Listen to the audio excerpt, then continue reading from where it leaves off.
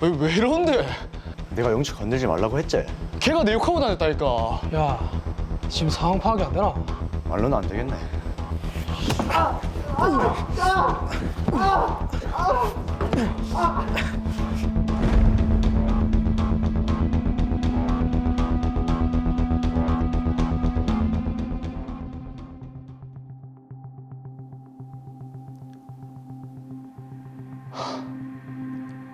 대체 이게 무슨 일이고? 야, 이거 다 어디서 들은 얘긴데? 뭐? 영주? 영주가가 내 소문을 내고 난다고. 내 가만 안 둔다. 씨. 저런 얘기는 기분 나쁘죠. 네 나랑 만날 때 맨날 집에 가기 싫다고 한 거 기억나나? 그거 니랑 같이 밤에 있기도 싫은데 네가 하도 한 게 붙어서 어쩔 수 없이 한 번만 더 내 소문 내고 다니면 다 까발릴 거니까 조심해라.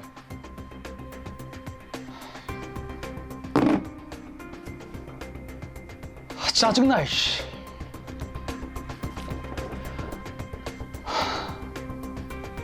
설마 이제 소문 안 나겠지?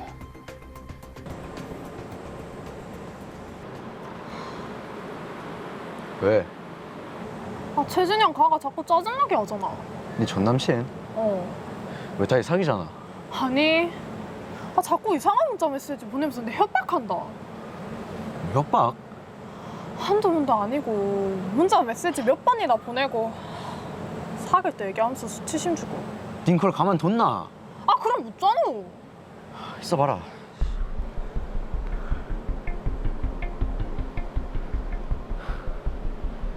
여보세요? 시준아, 그 누구 동네 최진영이라고 알지? 동네에서 계속 봤지. 그 자식 혼 좀 내줘라. 우리 영주한테 협박 문자를 줄기차게 보낸다. 그래? 내가 혼을 좀 내줘야겠다. 알았다. 애들끼리 뭐 혼을 내주죠. 형, 진짜 오랜만이네요. 그래. 야, 근데 니 요즘 영주한테 찌쩍댄다며. 얘네 헤어진 지가 언젠데 아직까지 그러노? 집적이요. 아니 걔가 내 소문 이상하게 내고 나길래 하지 말라고 문자 몇 개 보낸 게 다예요. 그래? 하여튼 간에 이 한 번만 더 영주한테 그런 문자 보내면은 지금 남자친구 정우 알지? 걔 가만히 안 있겠단다. 알겠나?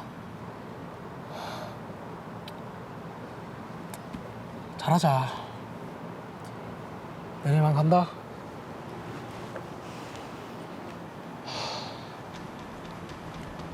하영주, 내 가만히 안 있는다.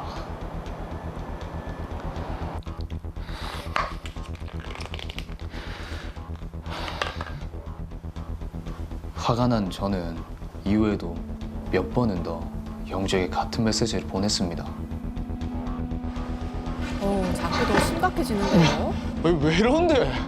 내가 영주 건들지 말라고 했지? 걔가 내 욕하고 다녔다니까. 야, 지금 상황 파악이 안 되나? 말로는 안 되겠네. 저는 그날 두 사람에게 폭행을 당했고 8주 이상의 치료가 필요한 상해를 입었습니다. 어휴. 저희 엄마와 형들은 부모님은 서로의 경찰에 고소했습니다. 이제 저희는 어떻게 해야 할까요?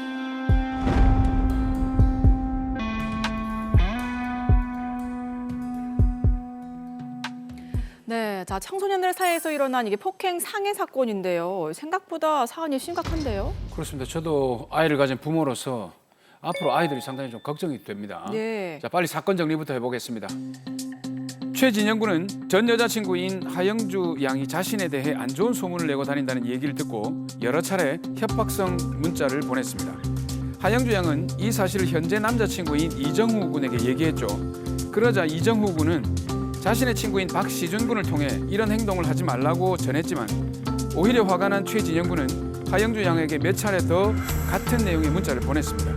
이후 이정후 박시준 군은 최진영 군을 찾아와 폭행을 했고 진영 군은 전치 8주의 상해를 입었습니다. 사실을 알게 된 양측의 부모는 서로를 경찰에 고소한 상태입니다.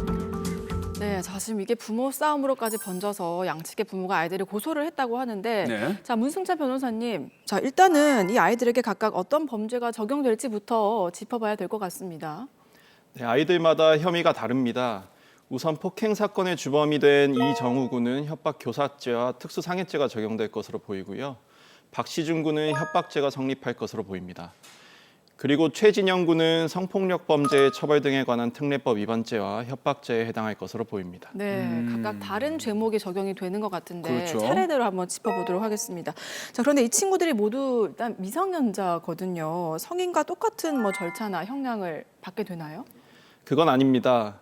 형법상 형사 미성년자인 만 14세 미만의 소년인 경우에는 위법 행위를 해서 경찰에 단속된 경우라도 형사처벌을 받지는 않습니다. 네. 지금 드라마 속 청소년들의 나이는 만 16세나 17세이기 때문에 형사 미성년자에는 해당되지 않아 일단 형사 절차의 회부는 됩니다.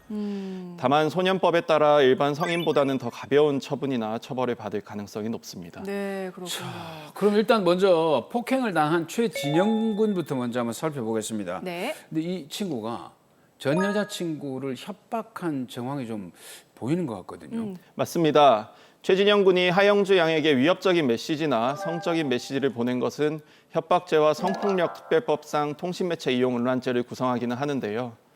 하지만 고소 이후에 최진영 군은 자신의 잘못을 인정하고 피해자인 하영주 양과 합의를 해서 결국 하영주 양은 최진영 군에 대한 처벌을 바라지 않는다는 내용의 처벌 불원서와 고소 취소장을 검찰에 제출했다고 합니다. 그런 부분은 최진영 군에게 조금 유리한 정황이네요. 그렇습니다. 네. 협박죄는 반의사 불벌죄, 즉 피해자가 피의자의 처벌을 바라지 않는다는 의사를 명시하면 공소를 제기할 수 없는 범죄이기 때문에 협박죄에 대해서는 공소권 없음 처분이 될 텐데요.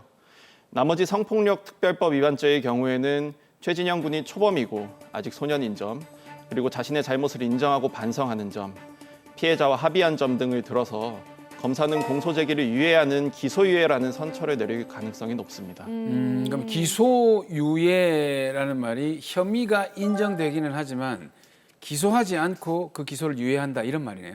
그렇습니다. 이러한 경우 기소유예에 선처를 할 수 있지만 소년범에 대해서는 보통 조건을 함께 부과합니다. 네. 소년법 49조의 3에 근거해서 소년범의 올바른 성장과 교화를 위해 일반적으로는 선도나 교육 등의 조건을 부과하는 것이죠. 선도나 교육을 뭐 몇 시간 이수를 하면 된다 이런 건가요? 네, 맞습니다.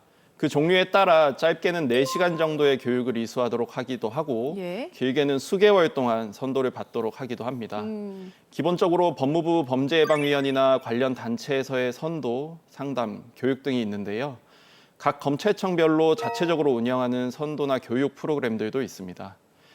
그리고 검찰청과 연계된 범죄예방위원회에는 어려운 가정의 소년들을 경제적으로나 정신적으로 지원하는 프로그램도 갖춰져 있습니다. 네. 말씀하신 그런 조건들을 제대로 이수를 하지 않으면 어떻게 됩니까? 기소유예는 혐의가 인정된 경우에 받을 수 있는 가장 가벼운 처분인데요. 예. 기소유예 처분을 받은 경우에는 특별한 사정이 없는 한 소년보호 사건으로 송치되거나 기소가 되지는 않습니다. 다만 선도나 교육을 의뢰받은 기관에서 그 이행 결과를 검사에게 알려주는데요. 만약 조건을 성실히 이행하지 않았다는 통보를 검사가 받은 경우에는 기존에 기소유예 처분된 사건을 제기해서 소년보호 사건 송치나 공소제기 등의 처분을 할 수는 있습니다. 그러니까 그 부과된 조건을 제대로 이행하지 않으면 공소가 다시 제기될 수 있다 이 말이네요. 맞습니다. 예. 그럼 이제 진영군 같은 경우에는 일단 그 부과된 조건을 좀 더 열심히 수행을 해야 되겠네요. 그럼요. 강제성이 있는 처벌이니까 아무래도 잘 따라야 될 것 같은데. 자, 그리고 우리 박시준 군의 경우도 한번 살펴보도록 할게요. 박시준 군은 친구의 부탁으로 지금 최진영 군에게 협박을 했죠. 네, 박시준 군은 협박죄를 저질렀는데요. 비록 소년이고 자신의 잘못을 인정하며 반성하고 있기는 하지만 제가 미리 좀 알아본 결과 박시준 군은 유사 사건으로 기소유예나 소년보호 사건 송치 처분을 받은 전력이 있고 네. 피해자인 최진영 군으로부터 용서를 받지 못했다고 하는데요. 박시준 군에게는 다소 불리한 사유가 있는 것이죠. 자, 그렇다면 박시준 군은 어떤 처벌 받게 될까요? 박시준 군은 소년법 49조에 따라 소년보호 사건 송치 처분을 받게 될 가능성이 높습니다. 소년보호 사건 송치 처분 이게 정확히 어떤 의미인지 좀 구체적으로 설명해 주시죠. 네, 보통 피의자가 소년이고 수사 결과 그 혐의가 인정되는 경우에 검사는 사건의 성격이나 피해 정도 등에 따라 처분의 종류를 결정하게 되는데요. 기소유예 처분을 하기에는 다소 중한 사안인 경우에는 성인과 같은 정식 재판이 아니라 사건을 관할 소년법원에 송치해서 그 소년에게 보호 처분을 해달라고 요청하는 소년보호 사건 송치 처분을 할 수 있습니다. 네. 이 경우에 검사는 소년법 32조에서 정하는 보호 처분에 관한 의견을 송치서에 기재하는데요. 보호 처분의 종류는 보시는 바와 같이 총 10가지입니다. 일반적으로는 사안의 경중에 따라 경미한 경우에는 1에서 3호 처분으로, 그보다 중한 경우에는 4에서 5호 처분으로, 그보다 더 중한 경우에는 8에서 10호 처분으로 의견을 개진하곤 합니다. 자, 이게 소년보호 사건으로 이게 보내지면 소년부 재판부가 별도로 이 사건을 심리를 하게 되나요? 네, 그렇습니다. 예. 소년보호 사건으로 송치되면 일반 형사재판부가 아닌 가정법원의 소년부에서 심리를 해서 예. 보호 처분 결정을 하게 되는데요. 다만 소년보호 사건으로 송치되었다고 하더라도 금고 이상의 형에 해당하는 범죄 사실에 관해서 소년부 판사가 형사처분이 필요하다고 판단하거나 또는 소년범이 이미 19세 이상이 된 경우에는 관할 검찰청 검사에게 다시 송치를 하고요. 네. 이러한 경우에는 검사가 소년범에 대해 공소제기 결정을 함으로써 결국 형사처벌을 받게 될 가능성이 있습니다. 소년범이 19세 이상이 되는 시기, 그러니까 이 19세라는 거는 만 나이를 기준으로 하는 건가요? 네, 만 나이를 기준으로 하고요. 19세의 판단 시기는 범행 시점이 아닌 판결 선고 시점을 기준으로 판단합니다. 아, 그렇군요. 오. 자, 그런데 이게 부모 입장에서 보면 지금 소년 보호 처분이 혹시나 이게 범죄 경력으로 남지는 않을까 사실 걱정이 되긴 하거든요. 전과 기록 맞아요. 예. 응. 법원에서 소년보호 처분을 받는다고 해도 이건 형사처벌이 아니기 때문에 범죄 경력 자료에 등재되지는 않는데요. 하지만 수사를 받았기 때문에 수사 경력 자료에는 소년보호 사건 송치 처분을 받은 것으로는 기재됩니다. 예.